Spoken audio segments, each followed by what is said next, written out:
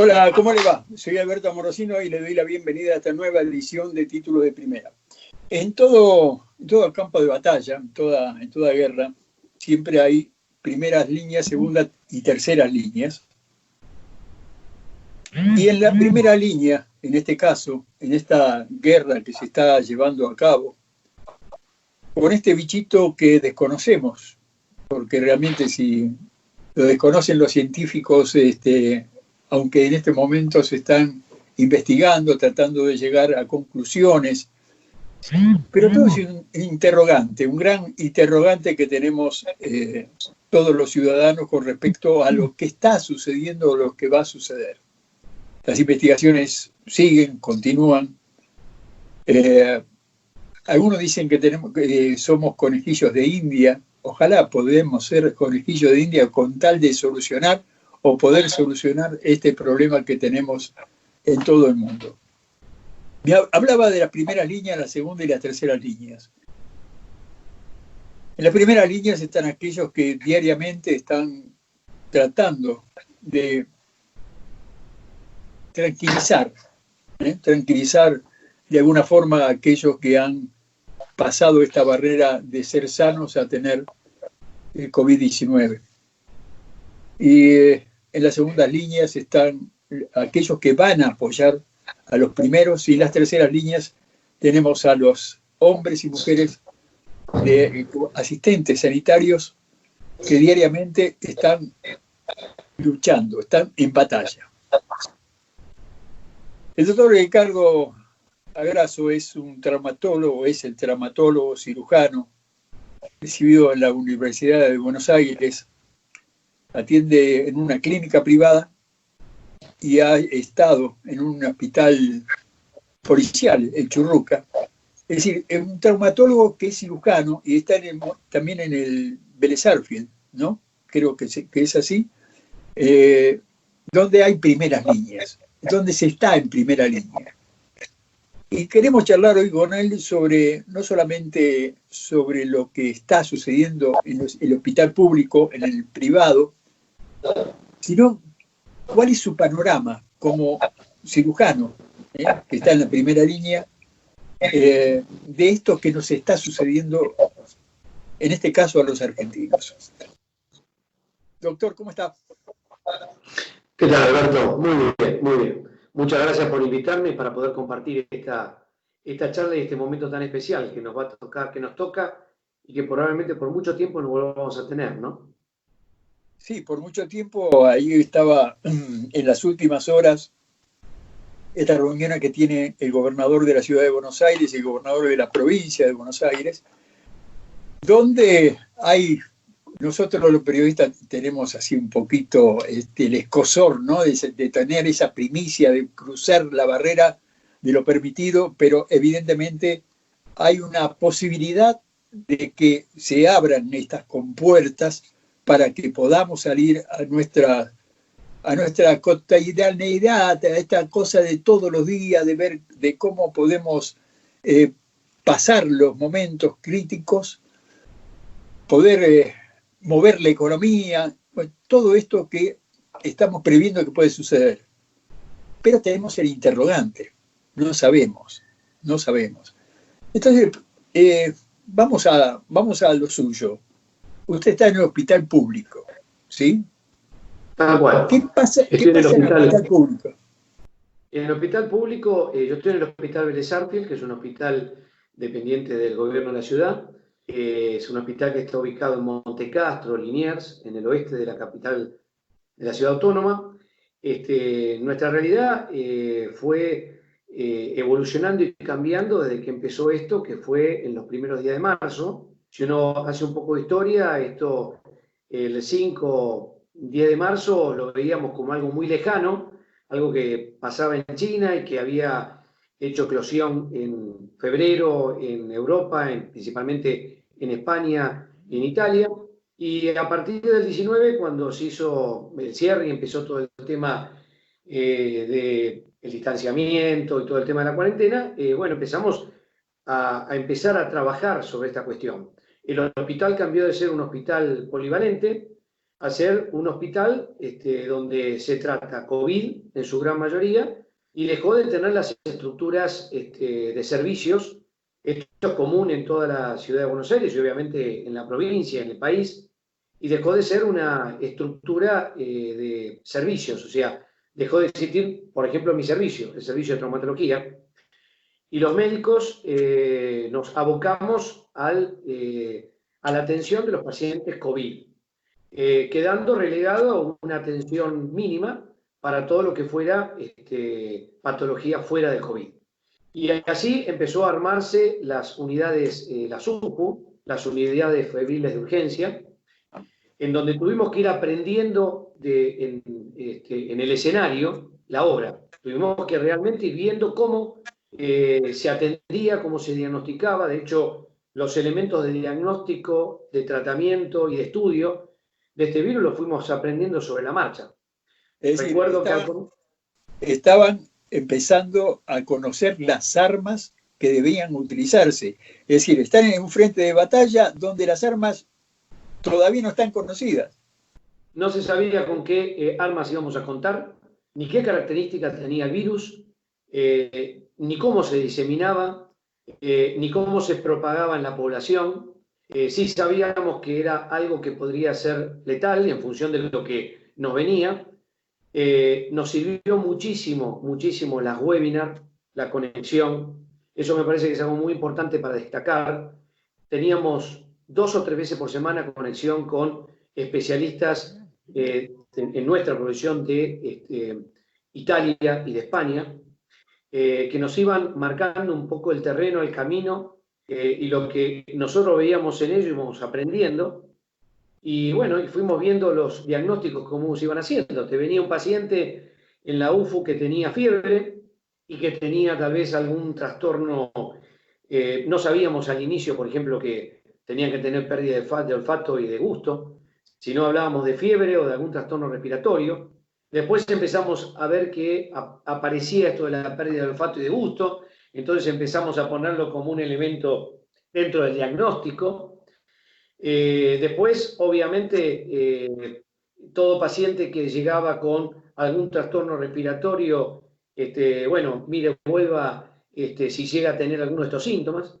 Y ahora, en la actualidad, realmente todo síndrome febril, una febrícula de más de 37,5 que tenga algún trastorno respiratorio asociado o no con algún trastorno de olfato o de gusto, obviamente todos prácticamente terminan siendo hisopados. O sea, fue creciendo en la medida que fuimos aprendiendo sobre este virus. Y la realidad hace que hoy la cantidad de pacientes que se internan son mayores, obviamente, porque lo que estamos viendo es que cada vez esto ha crecido más en la población en los últimos 15, 20 días, aunque debo decir que lo que se ve a nivel público y privado es que la situación está bastante controlada gracias al inicio temprano de la cuarentena.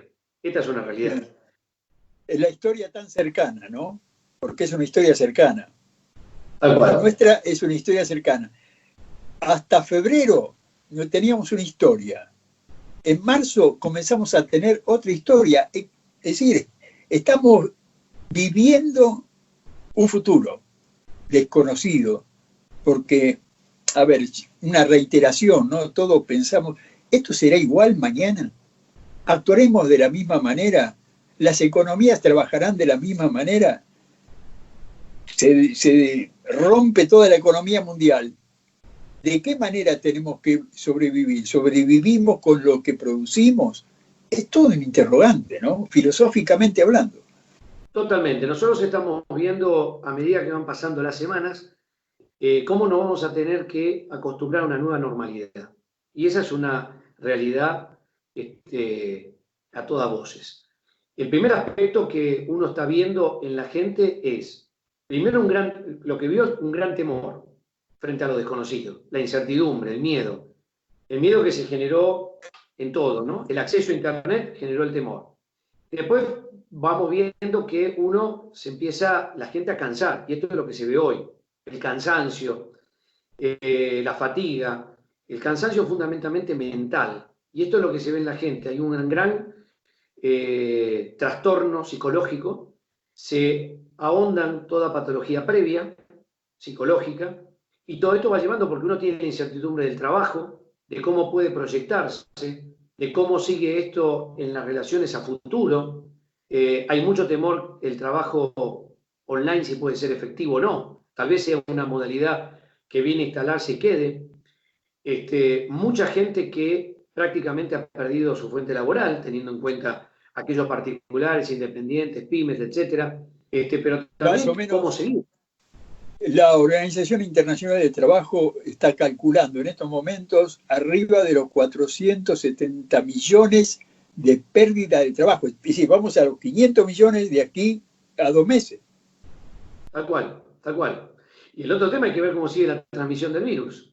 Porque si uno ve otros lugares, ve que se abrió, pero se abrió con una cantidad de muertes que todavía asusta, con una cantidad de internados también igual. Los hospitales no cambiaron su condición de trabajo. En España, en Italia, principalmente en Italia en el norte, sigue la estructura de los servicios disminuida porque están en la atención del COVID. O sea, se abren las fronteras, pero con una cantidad de muertes que todavía asusta. Uno ve las imágenes en Florida, que es igual. Entonces, uno puede creer realmente que la situación nuestra va a ser muy parecida en cuanto, si bien se empezó temprano y la cantidad de enfermos y de muertes, eso ayudó, la realidad es que cuando esto abra, esto puede modificarse, porque tampoco sabemos a ciencias ciertas cómo el virus va a seguir transmitiéndose, porque hablan de que se transmite en el aire, que no se transmite, la forma en que lo hace, todavía queda mucho por ver. Entonces, esa incertidumbre es lo que genera a veces más temor y es lo que produce este trastorno psicológico que ve en la gente. Hoy la gente que uno atiende no es la misma que en enero y febrero. Ahora, ahí voy, ahí voy. ¿Qué pasa con las consultas, tanto en lo privado como en lo estatal? Bueno, las consultas, primero y principal, han disminuido, estamos en un 40, un 50%. Eso Esto es. hace pésimo, es pésimo. Es pésimo porque la gente está evitando hacer consultas con problemas que son realmente algunos grandes. En mi caso, Hago un paréntesis. Oncológicos, gastroenterológicos, psiquiátricos. Sí, creo sí, que esas tres son fundamentales y no se está, es decir, no se está previendo qué es lo que puede suceder. Es decir, un poco analizando y hablando con algunos conocidos y alguien que está dentro de la ciencia y hablando con usted, digo, si no se tratan esas consultas, ahí tenemos otra gran cantidad de personas que pueden perder la vida. es el problema que va a traer, que tiene y que va a traer esto. Yo tengo pacientes, por ejemplo, yo veo muchos pacientes diabéticos con síndrome metabólico por nuestra especialidad y de hecho pueden pasar semanas que se les acabó la medicación y no tienen forma de poder tenerla. O porque su obra social no tiene acceso a la telemedicina, a la consulta por videollamada, Teleconsulta. la teleconsulta, no tienen esa posibilidad. Entonces se están quedando sin esa medicación. Hay pacientes con cuadros cardiológicos que no van a la consulta, lo cual es tremendo. Y bueno, yendo concretamente al tema oncológico, ahora se ha abierto mucho más, pero al comienzo era muy difícil. Aquellos pacientes que están haciendo quimioterapia y tienen que ir a un centro a seguir el tratamiento y se les complicaba. Entonces, muchas patologías que son importantes en el trato del mes, semanalmente o bisemanalmente, no lo podían hacer, porque aparte tenían el temor de salir a la calle, con todas estas medidas restrictivas que hubo también con el tema de movilizarse. No es tan fácil. Y hay que pensar que muchos son de la provincia y vienen a atenderse a capital. Acceder a capital es muy complicado en tiempo y en forma. Por lo tanto, ahí estamos teniendo un inconveniente que para mí va a ser el peor, que es la gran cantidad de consultas que no están siendo satisfechas y el otro gran problema es el problema psicológico y psiquiátrico con aquellos pacientes que ya venían en tratamiento y que van a ahondar sus patologías. Y es lo que se está viendo. Por otro Doctor, lado, por ejemplo, aquellos que no tienen acceso a un prepago, a una obra social. Hoy a nivel hospitalario hay muchos colegas por arriba de los 60 años que están de licencia porque obviamente tienen patologías preexistentes. Entonces, a veces hay hospitales que están trabajando al 50% o menos. Es decir, hablábamos al principio del programa de la primera línea, la segunda línea y las terceras. Ustedes tienen que tener la reserva, es decir, esa reserva que por ahí no está totalmente fogueada como para entrar en el campo de batalla. Sí, el otro gran problema, la reserva muchas veces no está fogueada porque también hay un tema, se ha perdido nombramientos, titulares durante muchos años por un tema económico en la Argentina. Entonces no hay a veces una segunda y mucho menos una tercera línea. Y el tema es que los equipos de trabajo, empezamos haciendo equipos de trabajo con todos a trabajar. Cuando se empezaron a infectar, se veía que esa persona se infectaba y todos los que tenían contacto tenían que tener un aislamiento. Entonces íbamos perdiendo soldados para la primera línea, que es lo que está pasando hoy. El personal de salud en muchos centros terminó siendo muy alta la cantidad de contagiados. Y a veces son personas muy esenciales. Alguien que está guiando la UFU, que es la unidad de febriles de urgencia, que de repente se enferma y estuvo en contacto, ya tenés una gran cantidad de médicos que no pueden acceder. Y no tenés una segunda línea. Y sin ir más lejos, hay patologías como por ejemplo dermatología, endocrinología. No hay atención, no hay posibilidad de turno. La gente tiene que ir al hospital y ver quién lo puede atender. Esto también está pasando en la guardia. En la guardia se te enfermaba uno, estaba en contacto. Sabemos que los espacios en la guardia son chicos. O sea, la gente a veces está en el espacio chico comiendo todos juntos. Se te enfermaba uno, contagiaba todo, tenía más de toda la guardia, tal vez aislada. Hoy son 10 días, pero al principio eran 14 días. Y es un tiempo. Eso no tenés cómo reemplazarlo. En el caso de cuando usted entra al quirófano, ¿cuándo pudo entrar al quirófano? ¿Cuándo pudo empezar a operar? Nosotros, yo por un tema de personalidad, nunca dejé de trabajar. Esto como que me enojé con esta situación de decir, esto no puede ser más fuerte que nosotros. Por supuesto, como traumatólogo y no conociendo de enfermedades respiratorias, me puse a leer, porque aparte tenías que ponerte a estudiar de todo esto. Tengo la suerte que mi esposa está en la primera línea, porque trabaja en el Fernández, y me ayudó mucho en este tema de la contención y también de la lectura. Y yo no dejé de trabajar nunca, o sea, seguí atendiendo mi consultorio y seguí operando. Lo que pasa es que fueron cambiando también las formas dentro de la cirugía. Hoy los pacientes programados deben hisoparse. Cuando esto empezó en marzo, abril, mayo, operábamos a mucha gente sin saber realmente que era COVID, ¿no? Fuimos justamente aprendiendo la obra en el escenario. Y esto fue así. Y más allá de los cuidados que todo el personal de salud siempre tuvo, tuvimos la gran suerte hasta ahora de no contagiarnos, estando en la primera línea. O sea, nunca dejamos de operar. La realidad es que tuvimos del gobierno de la ciudad la indicación de solo la urgencia, a través también de la Asociación de Ortopedia, que inmediatamente sacó la normativa. Toda cirugía de urgencia debe realizarse, toda cirugía programada queda suspendida. Entonces, nos manejamos en nuestro caso con las fracturas, infecciones o tumores. Fuera de eso, no se opera nada. O sea, estamos trabajando a un 30 o 40% de cirugías de lo habitual. También ayuda en esto, ¿no? Que haya menos accidentes automovilísticos, menos caídas, menos golpes por deportes y todo lo demás. Esto también ayuda a un traumatólogo a ese espacio, ¿no? Bueno, a mí me pasó, yo te diría que es relativo, y te voy a decir por qué. Me pasó en plena pandemia una mujer que hacía acrobacia, que colgándose de una tela tuvo una luxofractura cervical con un síndrome neurológico instalado, y la tuve que operar, evolucionó perfecta. Y tuve otra persona que dentro de la casa la gente se aburre, empieza a hacer cosas. Un hombre de 70 años hiperactivo, pintando, se cayó de 3 metros, otra fractura de columna, lo tuvo que operar. Pero en realidad es cierto, los accidentes automovilísticos disminuyeron, eso es real, estas cosas son menores, eso es cierto. Con lo cual, eso no disminuyó la entrada de patología, ¿no? Y después empezaron a hacer como me pasa en el lugar privado donde estoy, donde se empezaron a armar camas en sectores que eran administrativos para poder tener, porque hoy en día están cayendo muchos cuadros respiratorios COVID moderados que tienen indicación de internación.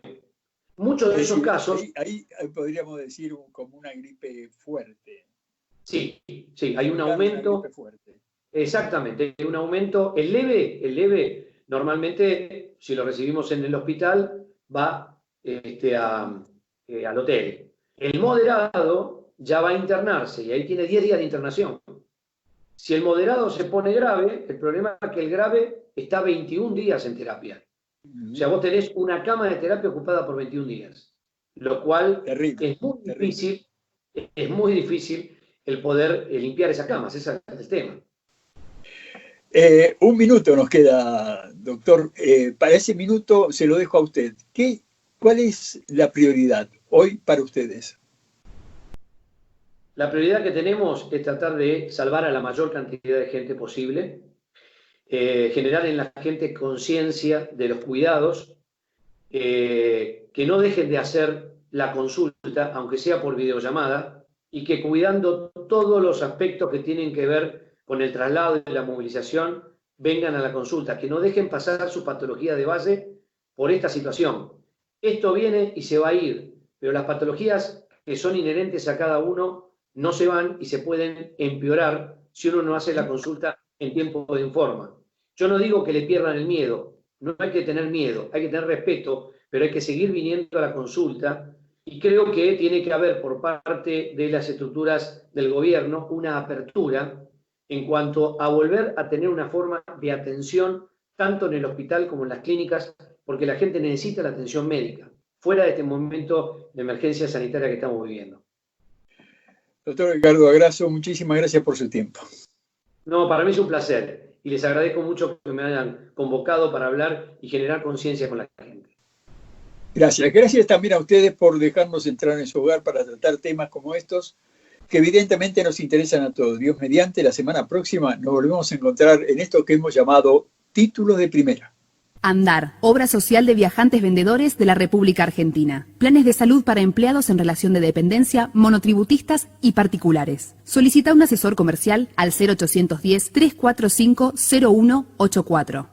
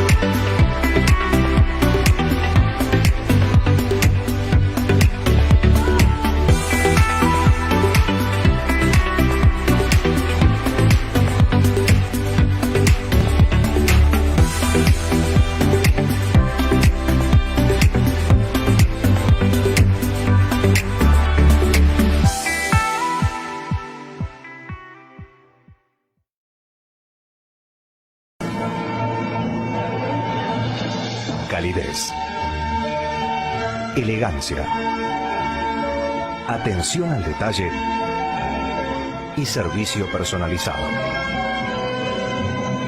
Lo invitamos a disfrutar de este microclima que logramos construir en el corazón de Buenos Aires.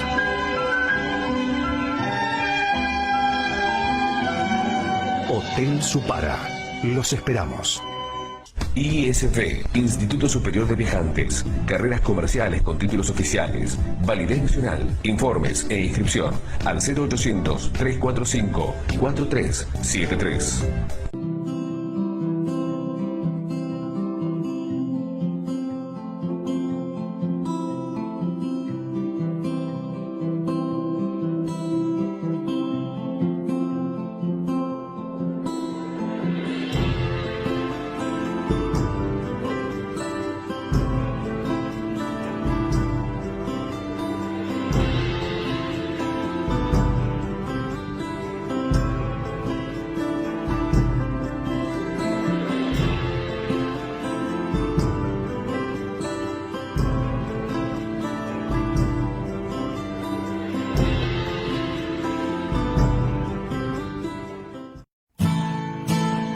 Hotel Udra Sasso, todo el año te espera en Punta Mogotes, Mar del Plata. Las mejores habitaciones, piscina climatizada y spa, la mejor gastronomía y los mejores salones para convenciones, estacionamiento propio. Hotel Udra Sasso, la mejor vista de Mar del Plata.